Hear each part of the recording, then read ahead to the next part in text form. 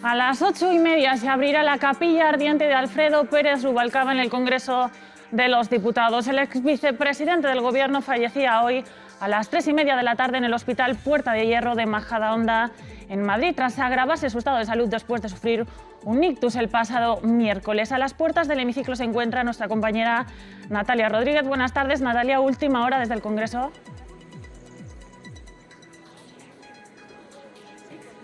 El Congreso de los Diputados se prepara para acoger el velatorio de Alfredo Pérez Rubalcaba. Está previsto que el coche fúnebre con sus restos mortales llegue a las 8 de la tarde. También está previsto que acuda tanto el rey como los líderes de los principales partidos políticos. El ex vicepresidente del Gobierno fallecía este mediodía. Así lo anunciaba su ex jefe de gabinete, Gregorio Martínez. Tengo que comunicarles que Alfredo Pérez Rubalcaba ha fallecido hace unos minutos. En nombre de su esposa, Pilar Goya, del conjunto de su familia, de sus compañeros de la universidad, de sus alumnos y del conjunto de la familia socialista, queremos agradecer las muestras de respeto y de afecto que ha tenido a lo largo de estas jornadas en las que ha estado en el hospital.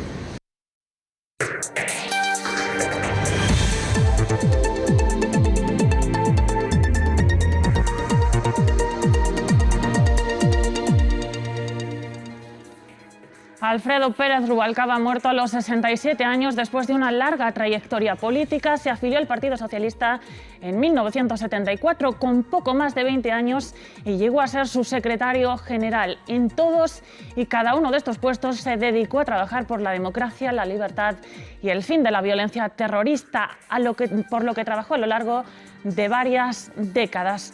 La violencia terrorista dejó cientos de muertos y vidas rotas en nuestro país. Fue su principal obsesión la de acabar con la banda terrorista ETA y, pese a muchas dificultades, lideró este complicado proceso y lo logró.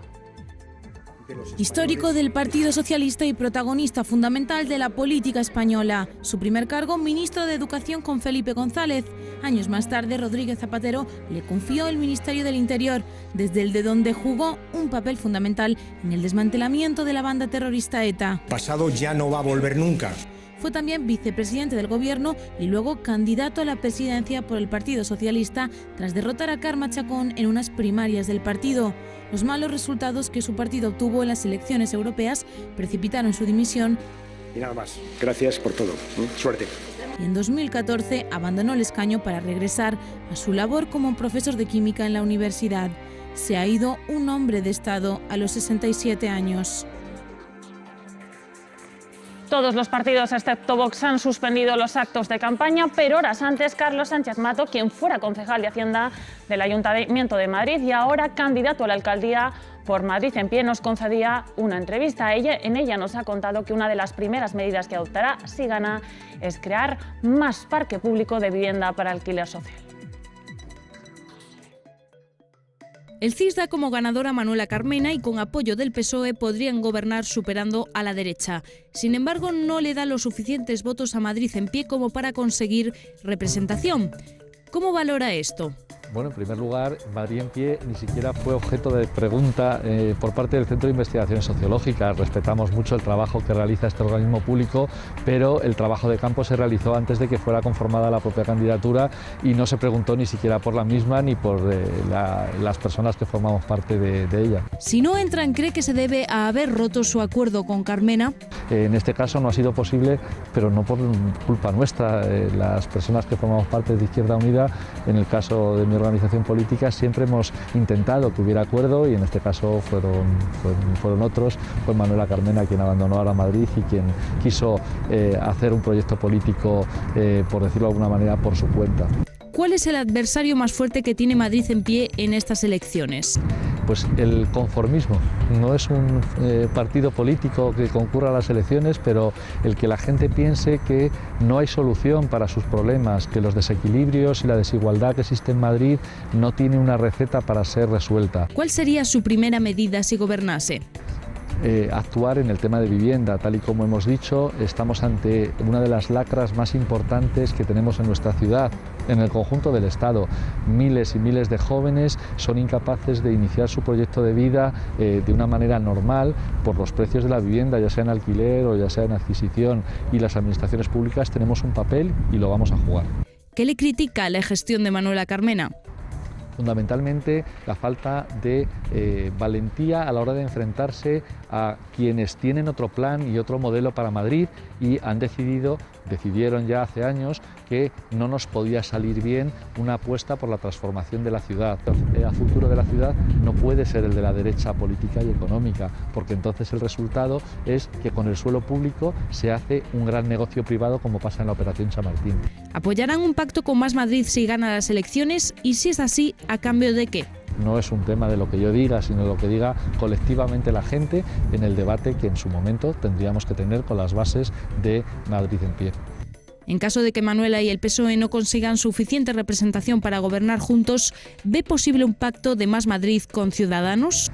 Es bastante claro que hay guiños que en determinados momentos se realizan y bueno, pues es lógico pensar que es una de las opciones que valoran. Nosotros y nosotras tenemos clarísimo que el proyecto para Madrid que tiene Begoña Villacís y ese liberalismo económico que defienden, pues lo único que genera es más desigualdad y más problemas para la gente de nuestra ciudad. Un duro enfrentamiento entre socialistas y populares a cuenta de la pegada de carteles casi acaba en las manos. Los candidatos de PSOE y PP al Ayuntamiento madrileño de Alcorcón tenían un encontronazo tras descubrir que los populares pegaban sus carteles sobre los de los socialistas, o esa es la versión del PSOE, distinta a la del PP, entre los que se encontraba el polémico David Pérez, número 2 de Díaz Ayuso, que mantiene que los socialistas golpearon a uno de los militantes. Ambos acabaron en comisaría.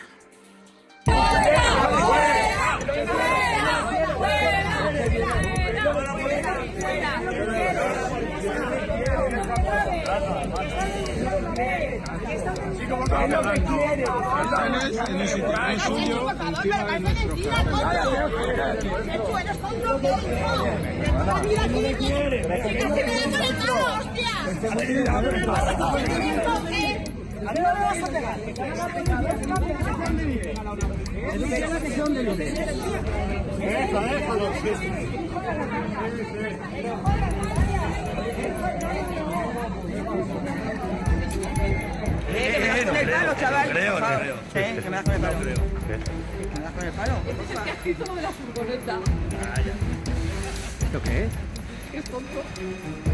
A mí no me grabes, ¿eh? A mí no me grabes, ¿eh? No me grabes. En ese enfrentamiento que habéis visto participaba David Pérez, alcalde de Alcorcón, y no es la primera vez que se ve envuelto en la polémica. Reprobado hasta en 8 ocasiones en esta legislatura, es popular además por sus numerosas y escandalosas declaraciones. Comparó a Madrid Central con el muro de Berlín, acusó a Ada Colau de allanar el recorrido a los terroristas y apuntó a que las feministas eran mujeres frustradas, amargadas, rabiosas y fracasadas. A mí no me grabes, ¿eh? A mí no me grabes, ¿eh? No me grabes. Es el polémico David Pérez, número 2 de Isabel Díaz Ayuso a la Comunidad de Madrid. Esta no es la primera vez que acapara titulares por su comportamiento y sus declaraciones, como aquella ocasión en la que nos sorprendió con su definición de feminismo. Son mujeres frustradas, mujeres amargadas, mujeres rabiosas y mujeres fracasadas como personas y que vienen a dar lecciones a las demás de cómo hay que vivir y de cómo hay que pensar. Tan escandalosa como su opinión sobre el aborto. El mayor atentado contra la dignidad del hombre que se ha producido en nuestra historia. Creo que es el mayor crimen humanitario que existe, el aborto. Se convierte el cuerpo de la mujer en una sala de ejecución de cientos de miles de niños y niñas, también hay que decirlo, indefensas y que son eliminados de forma violenta. O la comparativa de Madrid Central con el muro de Berlín. Distintas imágenes de la construcción del muro de Berlín. A los comunistas les gusta mucho levantar muros e impedir a la gente moverse libremente. Pero si estas perlas nos parecen desmesuradas, no lo son menos estas otras, como la reprimenda que le hizo a Ada Colau en relación a la colocación de volardos para evitar atentados. ¿Alguien puede explicarme de qué se ríe esta señora después de no haber puesto los volardos allanando el recorrido a los asesinos? No votó la ley LGTBI impulsada por Cristina Cifuentes, su presidenta. La norma le obligaba a colocar la bandera gay en el ayuntamiento de Alcorcón. Y claro que la colocó, pero dentro, para que no pudiera verse. Sus políticas de gobierno provocaron además que fuera reprobado 8 veces. Fuencisla Clemares, directora de Google España y Portugal, ha conseguido romper el techo de cristal que a muchas mujeres aún les está costando alcanzar. No duda en definirse como feminista y en abogar por que la cultura corporativa cambie hacia la diversidad y sea más inclusiva. Público Televisión ha hablado con ella sobre estos temas.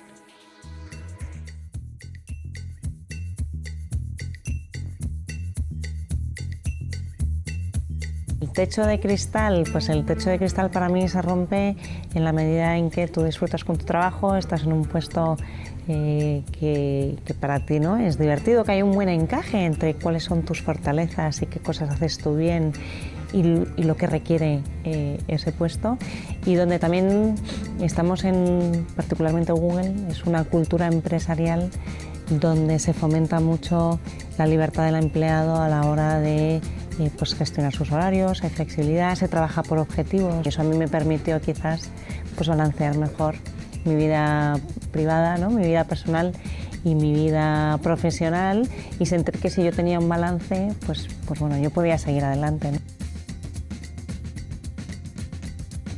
Lo que yo he visto es que genera mucha repercusión particularmente en las mujeres, ¿no?, y en las mujeres pues jóvenes, que la verdad es que se han acercado a mí diciendo, oye, qué importante es para mí ver ahí un referente, ver una mujer normal, me dicen, ¿no?, una mujer normal que está al mando de una compañía como esta, pues yo creo que para ellos lo que representa, para ellas particularmente, es esa demostración de que se puede, ¿no?, de que se puede ser directiva de una compañía tecnológica, ¿no?, en particular, y que se puede tener una vida, como ellas dicen, normal, ser madre, tengo 3 hijos, ¿no?, y ser capaz de compaginar todo esto.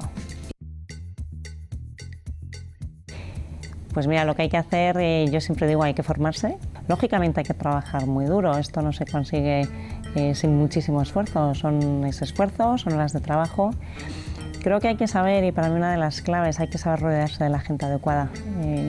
Es fundamental, este camino nunca lo hacemos solos. Para mí, por ejemplo, una de las capacidades fundamentales es saber montar y saber desarrollar y crear grandes equipos, ¿no? Yo siempre lo digo, mis méritos no son míos, son méritos del equipo, de la gente con la que trabajo.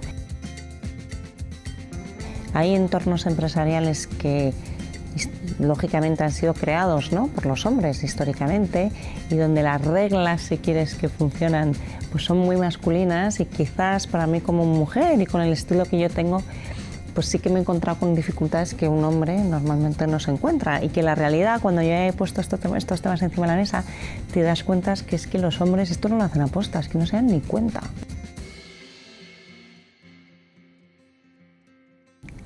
Soy feminista porque yo creo que ser feminista es defender que hombres y mujeres tenemos que tener los mismos derechos.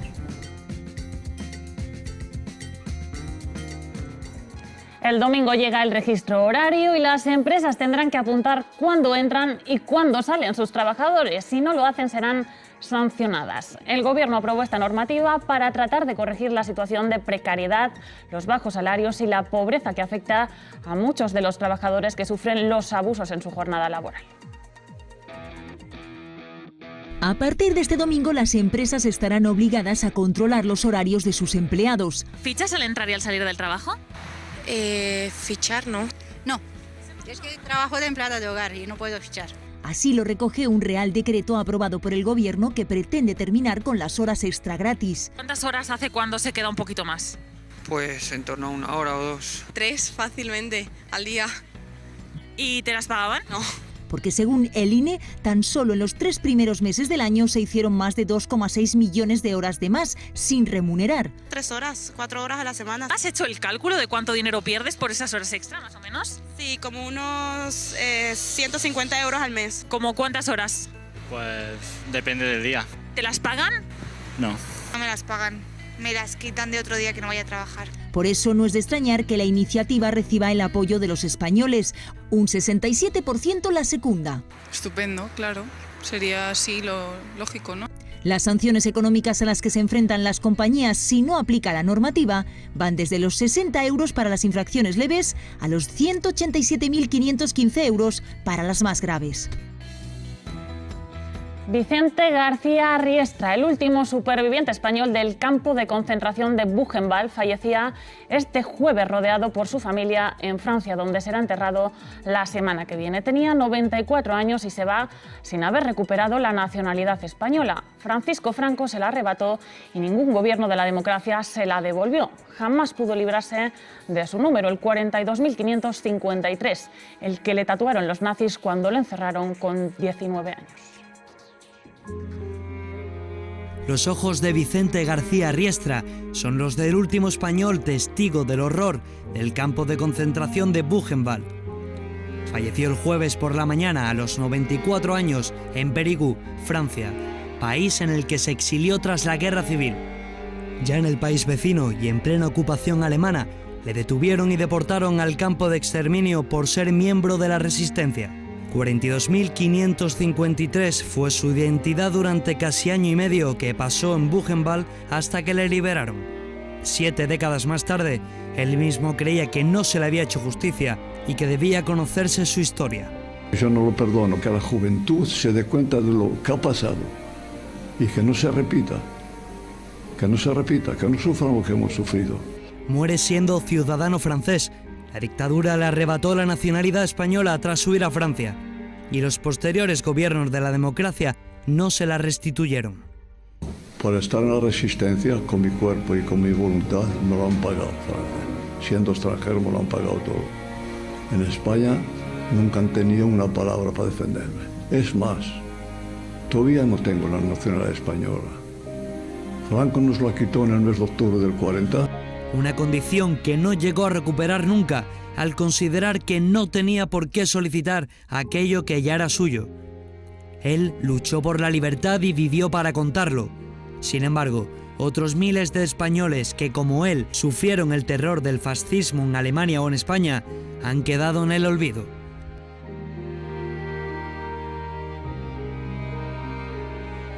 Regresamos al Congreso de los Diputados, donde continúa Natalia Rodríguez. Natalia, está a punto de abrirse la capilla ardiente, ¿no es así?